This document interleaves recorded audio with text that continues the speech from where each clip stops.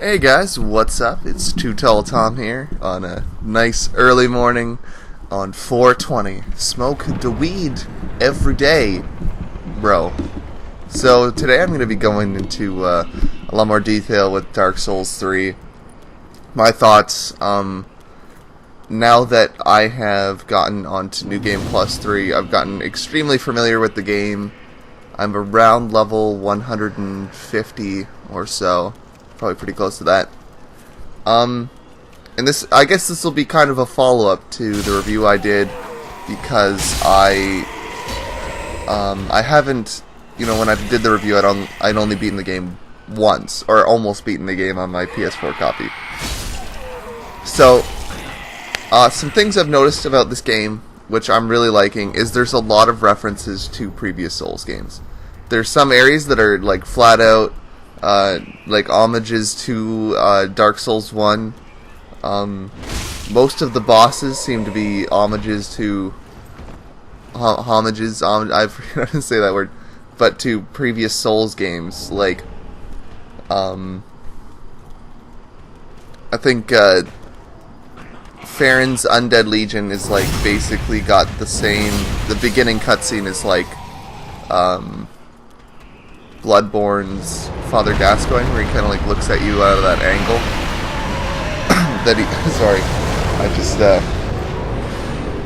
I just woke up, so I'm sorry I'm a little bit slow right now.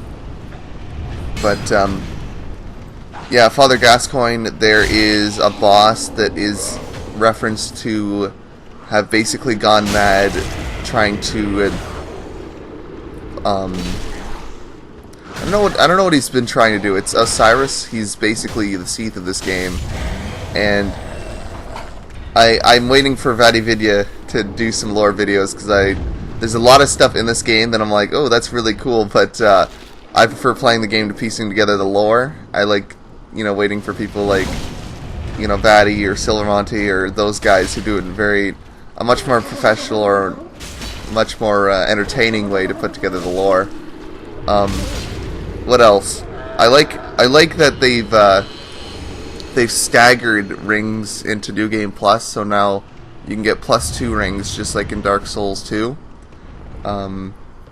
They're only unlockable once you get to the certain New Game Plus. So I'm on New Game Plus 2 right now, which is Journey 3, and I can now get the +2 rings, which I like. I mean, I find this to be, as you can see, the most gradual difficulty increase from New Game Pluses. Like, I remember in Dark Souls 1, you go from New Game to New Game Plus, and it was like a giant spike in difficulty.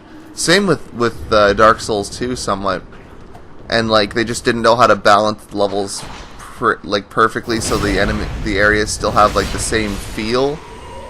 Whereas now it's like, I was very pleasantly surprised with how much damage it was doing. I was afraid, since in this game you can't upgrade the armor.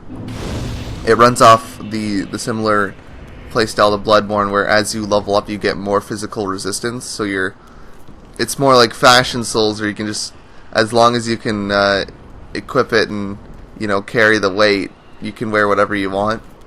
So I like that aspect of it. It allows me to wear this armor here, and that's another reference is the helmet. It's a reference to, I think Gundyr, basically the first boss that you fight, because this is his armor, is a reference to Old King Doran in Demon Souls. Like, it's pretty clear indication. Like, I'd have to go back and look at Doran's armor, but I think it's a really, really close replica to the Gundyr armor, so that's cool. Gundyr takes a lot more damage though than Doran did. Holy shit. What else have I noticed? I like how there seems to be an emphasis on like the whole time is distorted in these lands, because like Andre's back, and it's like, it's not, it's pseudo Andre, but it's not actually no, it is actually Andre of Astora, because when you bring him the coal from the giant in, oh, there I go. It's a bad roll there. the giant man Orlando, he remarks about how he knows the giant. So that was really cool. I really like how the boss soul stuff works. Like, I'm glad that they went with the Dark Souls 2 route where you just kind of like give it to an NPC, and I like that the NPC is just in the Firelink Shrine. It makes it so much more like just so nice, and you know, I wouldn't say easy. I would just say no, maybe not accessible. What's the word I'm looking for? It'll come to me eventually. But it's just nice to have him in the Firelink Shrine, so you can just go get your boss soul and trade it in for a weapon. I like how there's additional stuff that you can get. Like, I recently got both of the final Lord of Cinder's weapons, which is the Lothric brothers. I got the Lothric Greatsword and the Lorien Greatsword. And the cool thing is, once you get that, you can actually transpose both of those into a single weapon, which scales D off everything, which was pretty cool. I made it and I upgraded to +5 because, like, the thing I noticed was at the beginning there wasn't a whole lot of upgrade materials. Like, you're pretty well getting Titanite shards until I think the Karthus Catacombs. Once you get into the Karthus Catacombs, I believe you start getting large Titanite shards, and then you get large shards until about Lothric Castle. So they've staggered out the upgrade materials a lot better in this game. I really like that. So it's you know, your weapons progress at the same rate that you do.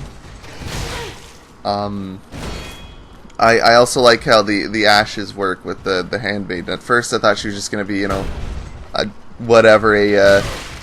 just an NPC trader that eventually, you know, their wares don't really get upgraded, but she can eventually sell you all upgrade materials unlimited except for Titanite slabs, which is really nice. If you're still just playing through the game and you've just gotten pretty far, like Lothric Castle or the Grand Archives, I'd recommend slapping on the shield that I'm wearing that increases your souls gained. Oh, excuse me. And helping people through the Grand Archives. I upgraded like 4 or 5 boss soul weapons to +4 just by doing that. It's great. I've also noticed that quality seems to be one of the best builds in this game. In previous Souls games, like in Dark Souls 1, quality was alright, but I mean, there was like the Demon's King Great Axe, which was geared towards a pure strength character, and then there's other stuff like the Tracers and whatnot. There wasn't anything that was geared towards a strength dex character from what I remember. But in this game, like the Profaned Greatsword I'm using here is just one of the best weapons I've ever seen, as far as, you know, getting really good scaling from stats. I think it's on like almost Bloodborne levels of scaling, but Bloodborne levels of scaling were pretty ridiculous. I loved it. Like, your weapon damage was pretty low, but then the scaling would be like +500 or +600, so maybe it'll get up to that. I think the Profaned Greatsword is about +250 or so, and it's got 2 Cs, so that's really cool. You can, the infusions, I love in this game. In the previous Souls games, infusions were, well, in Dark Souls 1, infusions were a lot more, like, you actually had to get your item up to a certain level, and then it would, you know, be smithed into that certain type of item. Like, say, for example, you wanted a lightning longsword, you'd have to get your longsword to, I think, +10, and then you'd make it lightning, and the lightning would take up the last 5 levels. So, in this game, it's more like Dark Souls 2, where you just kind of get these gems, which, in all honesty, aren't overly abundant, but I like that. You know, you have to kind of think about what you're going to use your gems on. And it even unlocks refined gems, which were perfect for my build. As soon as I saw that, I was like, okay, I'm going from strength to quality then, so that way I can, you know, have a nice, good quality weapon. And the best weapon I found for regular weapons was this guy's halberd here that I'm fighting. It's like a pure strength weapon until you refine it with quality, and then it gets a lot of scaling. I think, yeah, this... I like weapon arts too. Weapon arts add a lot to the game. I love how certain, the boss weapons, they still have, like, some of them have weapon arts that are, the similar to the ones that the regular weapons use. But, there's stuff like this sword where I use a weapon art and then it turns on fire for a bit, so it's basically like a free fire paper or charcoal pine bundle or whatever it's called. Yeah, I'm just right here, I'm just checking to see if I can even use a charcoal pine bundle on this weapon.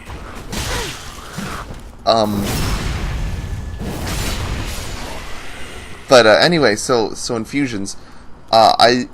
It seems that infusions, it depends on the infusion whether or not the scaling drops. Like fire is like Dark Souls 1 fire, where it drops all scaling, but chaos is like I think how fire weapon was in Dark Souls 2, where it just turns your scaling more to intelligence and faith. I haven't tried fire yet or any of the magics, so I can't really comment on how well they work, or how much better they work in like the melee combat. But the melee combat is really, really nice in this game. It's perfect. They've eliminated a lot of the clunkiness, so it's just quick combat. A lot of the bosses are really cool. And the nice thing with the areas, with Dark Souls 1, there's only 2 really areas that you're like, I don't really want to go through, and that's Blight Town and I would even say like the depths. Like other than, or maybe because I've done Sen's Fortress a lot, I don't mind Sen's Fortress, but I would say your first playthrough, it's like Sen's Fortress and Blight Town are the 2 places you're like, oh, I kill me now, please, Dark Souls, Lord of Cinder, Gwyn, praise sun, kill me. But in this game, I would say that there's only maybe like 1 area that I dread going through, like the Faerin Woods or whatever that are basically the new Blight Town. They're kind of annoying, but like once you're more familiar with the way that the layout works, it's not too bad. There are some annoying enemies there, so I'd say it's the reincarnation of Blight Town, which no one wants to go to. But the other one that I would probably say that people are like, oh, I don't want to go through, is maybe the Irithyll dungeon. Because the jailers there just sap your HP. I don't know. I feel like there's not a whole lot of places where I'm like, oh, I would never want to go back there. I liked a lot of the areas in this game. Even Lothric Castle and the parts where, like, you have to fight a buffed knight who'd get healed and whatnot, you can run past that area and then it's like, oh, it's not too bad. The boss fights in this game, I haven't been able, like, I haven't tried them just fighting them one-on-one yet, but so far I've really liked the design of all of them. There hasn't been one that I've been like, oh wow, that's stupid. They definitely took to heart the how a lot of people complained about Dark Souls 2 just being dudes in armor. So now there's the only fight that's like a dude in armor is like the Lothrian Prince, Lothric and Lothrian. But that is an amazing fight, and it's just like, or I guess a Pontiff Sullivan as well. But anyway, the dudes in armor are actually really, really cool fights. So I don't know. I think it's I really can't wait for the DLC because I bought the season pass for the PC. And the funny thing is, I'm gonna have to fight the DLC at like New Game Plus 5 or something when I finally get done doing New Game Pluses. So I think what I'm eventually going to do is make like a new character and maybe try sorcery or something like that. But I love the NPC storylines. They add a lot of depth to the game, a lot of, oh, you're gonna have to, play it again because there's NPC storylines that kind of like contradict each other. Where if you're doing the Yorl of Londor's storyline, you got to like kill some NPCs. Henri of Astora's got a cool storyline. Like they went all out with the storylines for these characters, and they made them a lot easier to miss too, which I kind of like. Like you're rewarded for exploring the area, finding the NPCs, and finding what they kind of need you to do. I think they've pretty well perfected the NPC storylines. Like this is if this is the final game of the trilogy, which it may very well be, I think they're leaving on an incredibly high point. There's very few games that I can say have, like, the last game I can say that had like an amazing trilogy that didn't suck at the end was probably like Halo 3 or like the original Halo trilogy. It just got better with every game. The first Halo was a little bit clunky, but it was still a good game. It had a great world, and it was really big, and that's like Dark Souls 1. Halo 2, it improved a lot of the controls. A lot of people saw it as the best Halo, and it had really, really good multiplayer, which is a lot like Dark Souls 2. And now Dark Souls 3 comes off on a high point, reinvented the game, made the multiplayer a lot better. It's just so perfect. I'm so glad that it turned out just this well. I was afraid that it was going to be like, it comes out and then it's like, oh, we're obviously just milking it at this point, but no, it really is not. Trying to think of what else there is to go over. I guess I'd go over the covenants. I haven't done a whole lot of PvP just because I've been going through a lot of these areas, which is what I should probably start doing, is just PvPing with people. But at the beginning, I was a little bit salty, I would say, that invaders could heal. Like I preferred it in the previous games where you're kind of like, oh, you only got one shot. But now that your souls kind of drop wherever you die, I think it's okay for them to heal. And now I'm seeing, once I get into like New Game Plus, people aren't really healing as much. It was more of people are new to the game. They just invade you. They just they want to try to kill you, but like just try to survive too. Which when everyone's learning the game, I can't really blame people for healing and whatnot. But now that everyone's starting to learn the game, I'm glad that the healing's kind of taking a back seat. Like, people will only typically heal if you heal. So yeah, I know this video has been going on for a while, so I won't keep you guys too long. But if you haven't checked out Dark Souls 3 yet, and you're just you're still on the fence about it, I would definitely recommend you get it. Even for new players, it plays a lot better. It's a lot easier to get into, and it's not as unfairly hard as the previous ones could be at certain times. It's a lot more skill based, so it's definitely worth checking out. I don't think there'll be a game that'll beat it this year for me. I definitely think Dark Souls 3 is the game of 2016, game of the year, and I really thank you guys for sticking out this long, and I will let you guys go like Grey Rat here, and you're free to watch other videos. So I thank you guys for watching, and I'll see you next time. You're no jailer, are you?